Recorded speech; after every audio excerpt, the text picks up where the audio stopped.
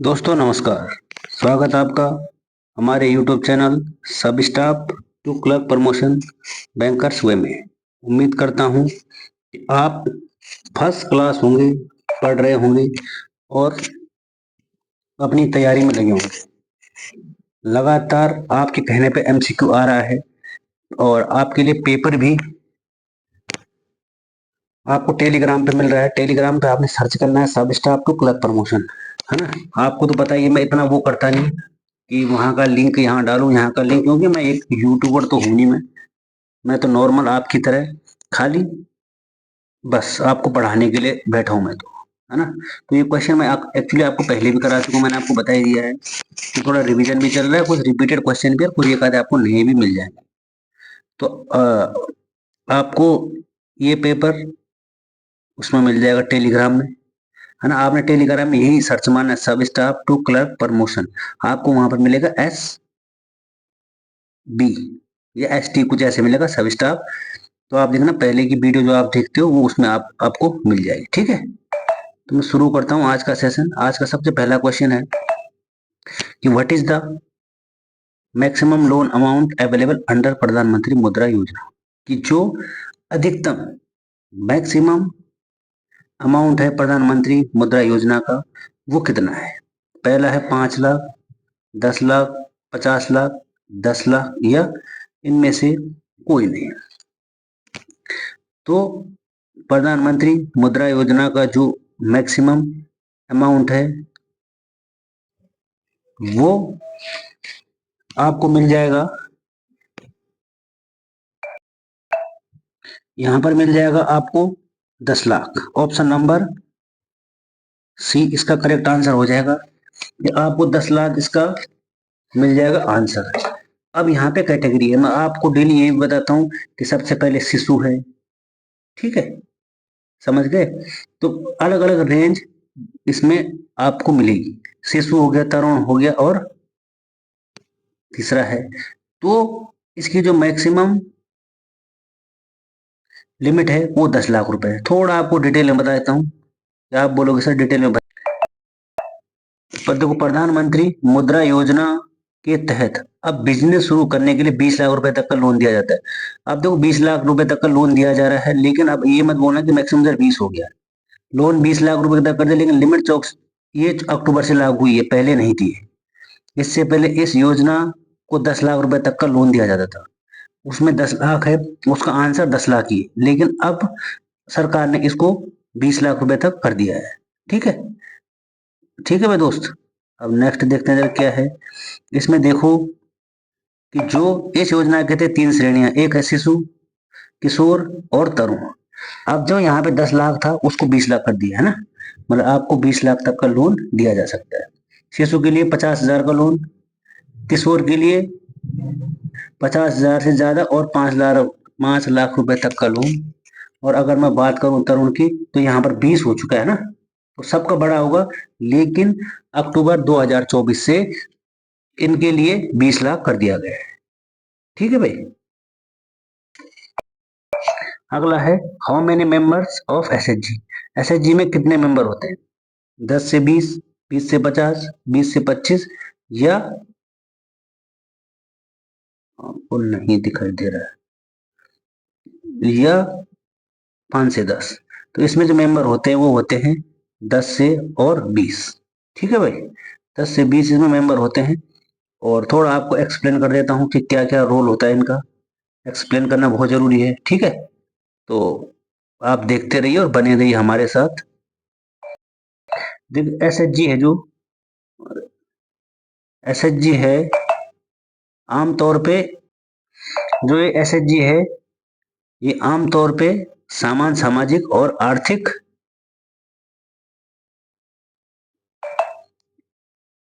पृष्ठभूमि को 10-12 महिलाओं का एक सामुदायिक समूह होता है। वे संयुक्त आर्थिक गतिविधियों को शुरू करने के लिए अपने वित्तीय संसाधन इकट्ठा करने या अगर ये छोटे व्यवसाय करते हैं इसके लिए कुछ सदस्यों ब्याज दर पैसा दिया जाता है, ठीक है भाई, समझ गए भाई। तो इसमें होते हैं member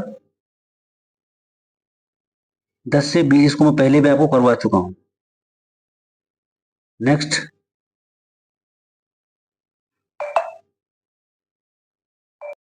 NAV is mutual fund stand for, जो एनएवी होता है उसमें जो म्यूचुअल फंड में एनएवी होता है, ठीक है, उसकी फुल फॉर्म बतानी क्या होता है। Newly acquired value, net asset value, net asset visibility और नेट अमाउंट वैल्यूएशन। तो उसकी जो फुल फॉर्म हो जाएगी वो हो जाएगी नेट एसेट वैल्यू। अब नेट एसेट वैल्यू का काम क्या होता है, इसका काम होता है गणना करना यानी काउंटिंग करना, है ना। तो इसको भी थोड़ा देख लेते हैं, बाकी ज्यादा एक्सप्लेन नहीं लाया हूं मैं आज, तो इसको भी देख लेते हैं आज। म्यूचुअल फंड में एनएबी की फुल फॉर्म होती है नेट एसेट वैल्यू, ये तो है पद बता दिया। ये यह किसी म्यूचुअल फंड के प्रति यूनिट की कीमत होती है। एक म्यूचुअल फंड के प्रति कीमत की यूनिट होती है, यानी वह कीमत जिस पर कोई निवेशक म्यूचुअल फंड की यूनिट को खरीद या बेच सकता है, एनएवी फंड की आंतरिक कीमत को दर्शाता है। वो जो एनएवी फंड की जो अंदर वाली कीमत है उसको दर्शाता है। यह फंड मौजूद सभी संपत्तियों के बाजार मूल्य का योग होता है, जिसे फंड की कुल बकाया इकाइयों की संख्या में विभाजित किया जाता है। तो एनएवी है वो काउंटिंग करने के लिए यानी गणना करने के लिए इसका इस्तेमाल किया जाता है। अगला है which is the first mutual fund establish of India, कि भारत में सबसे पहले ये म्यूचुअल फंड की स्थापना किसने की थी। एसबीआई म्यूचुअल फंड, कोटियारी पायनियर, यूटीआई या Aditya Birla life AMC limited. तो इसकी स्थापना की थी यूटीआई ने। और यूटीआई की अगर मैं फुल फॉर्म बताता हूँ तो यूनिट ट्रस्ट ऑफ इंडिया, ठीक है। तो सबसे पहले भारत में जो म्यूचुअल फंड की स्थापना की थी ये की थी यूटीआई ने, unit trust of India. Full form आप ध्यान में जरूर रखेंगे इसको, ठीक है भाई। अगला है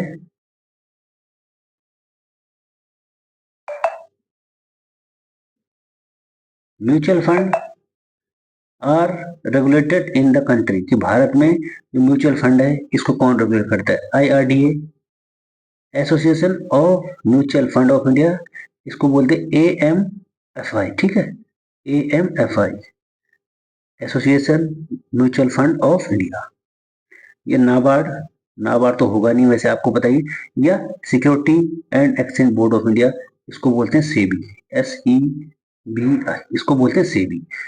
तो इसको जो रेगुलेट करता है उसे कहते हैं सेबी, ठीक है। नेक्स्ट अगला क्वेश्चन है which among the following are the type of mutual fund. Mutual fund के टाइप कौन कौन से हैं। पहला है इक्विटी फंड, दूसरा है डेट फंड, तीसरा हाइब्रिड फंड और चौथा है ऑल ऑफ द अबव। तो इसका आंसर हो जाएगा, इसका आंसर हो जाएगा ऑल ऑफ द अबव। गलत हो गया थोड़ा, इसका आंसर हो जाएगा ऑल ऑफ द अबव, ठीक है। नेक्स्ट, ये आपको मैं पहले करा चुका हूं, इसलिए मैंने आपको पीडीएफ देने के लिए इस सीट को लेके आया हूं मैं, और ताकि आपका भी रिवीजन हो जाएगा। नेक्स्ट नेक्स्ट क्वेश्चन है liquid funds are the funds that invest in securities with a maturity period up to dates, कि जो लिक्विडिटी फंड्स है उसकी सिक्योरिटी का जो मेच्योरिटी पीरियड है वो कितना है। लिक्विड फंड का 364 दिन, 90 दिन, 120 दिन और 91 डेज।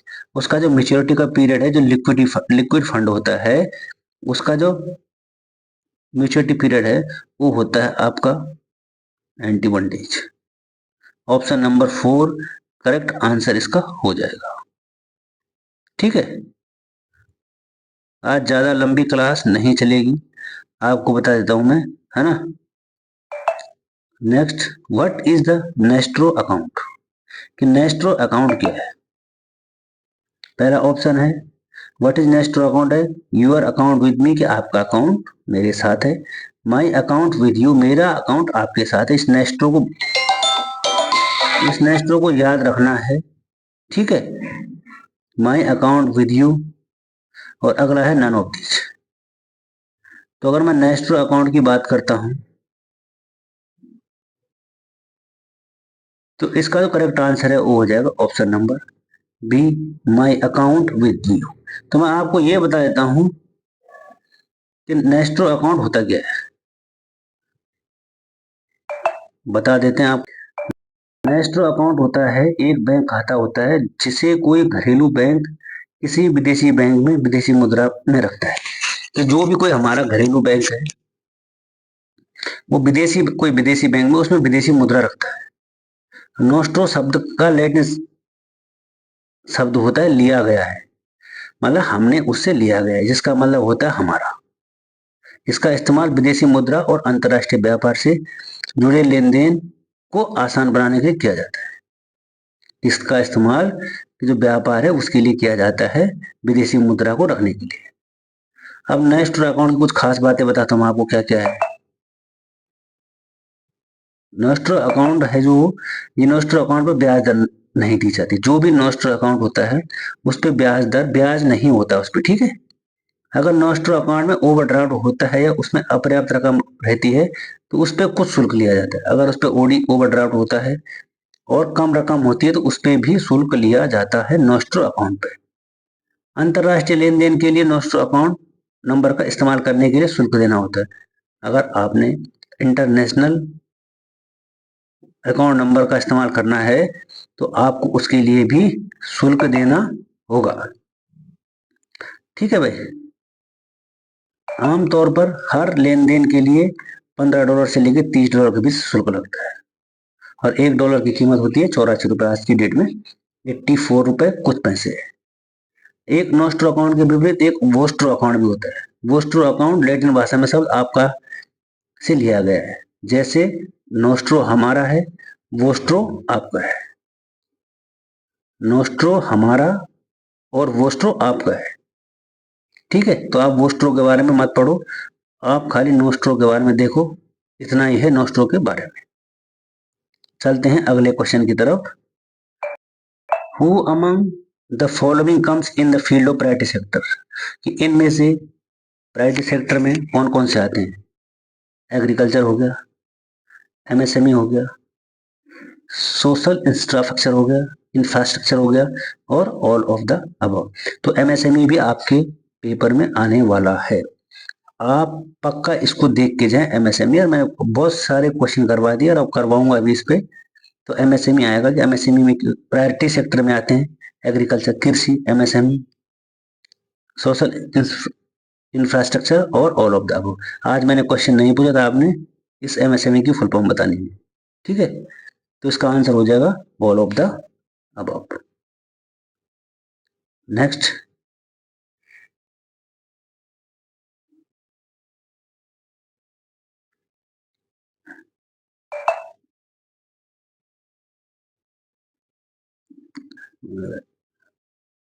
अगला क्वेश्चन है what is the age limit of NPS.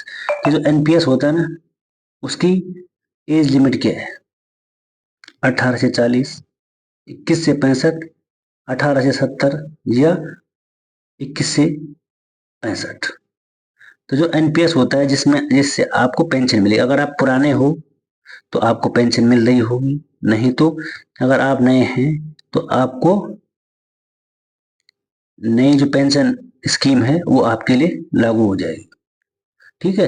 तो एनपीएस की जो एज की लिमिट है वो हो जाएगी आपकी 18 से लेके 70 तक। और आपको थोड़ा एनपीएस के बारे में ज्यादा नहीं बता पाऊंगा मैं, लेकिन थोड़ा बताता हूँ, आप उसको भी जरूर देखें।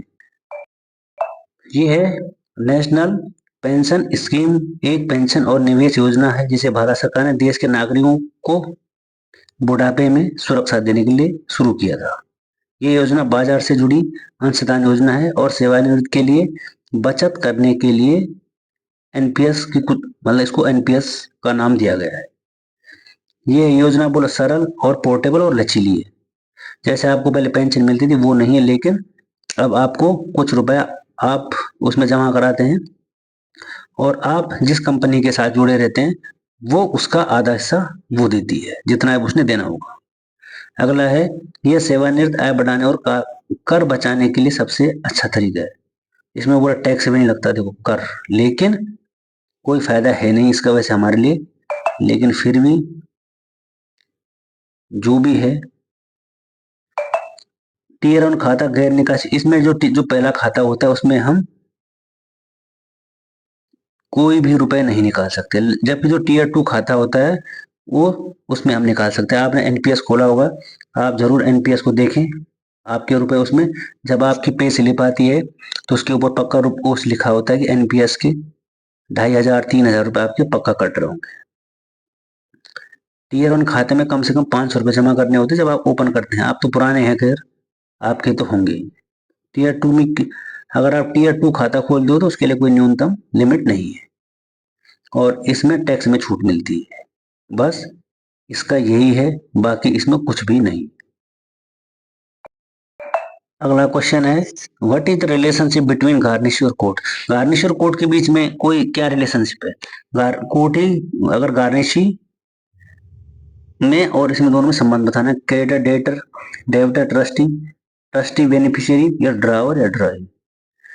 तो रिलेशनशिप गार्निशी और कोट के बीच में हो जाएगा आपका ऑप्शन नंबर 3 करेक्ट हो जाएगा आंसर इसका। ठीक है, ये इसका करेक्ट आंसर हो जाएगा। ट्रस्टी और बेनिफिशियरी, गार्निशी आपको बता रखा है और आपने इसको पढ़ भी लेना और रट भी लेना है। Next, how many days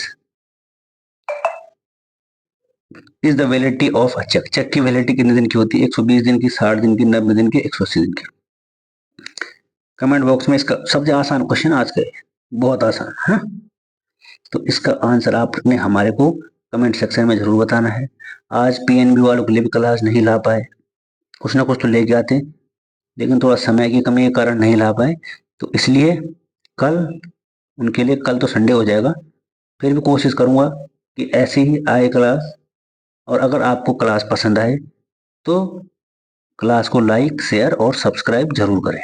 like तो करें ही करें और शेयर और सब्सक्राइब अगर आप नए हैं तो तब करें। और मैं तो कहता हूं कि आप पढ़ते रहिए, शेयर भी आप रहने दीजिएगा, आप अपना पढ़ते रहिए, लगातार प्रैक्टिस करते रहिए लगातार। ठीक है भाई, फिर मिलते हैं एक और नई वीडियो के साथ, तब तक थैंक यू और धन्यवाद।